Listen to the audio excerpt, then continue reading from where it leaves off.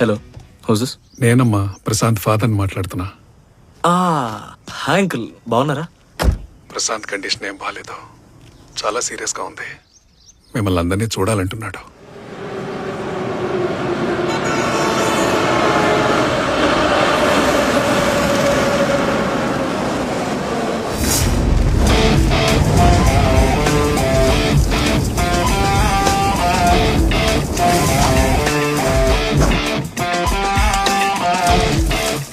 అన్న ఏమైందన్నా? అన్న 2 minutes అయిపోయింది.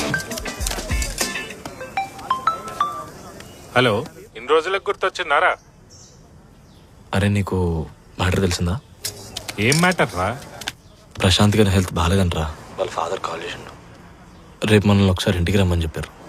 సరేరా. రేయ్, కార్తిక్ గారికి చెప్పినావా? నేను మనతో మాట్లాడరా, నువ్వు చెప్పుకో.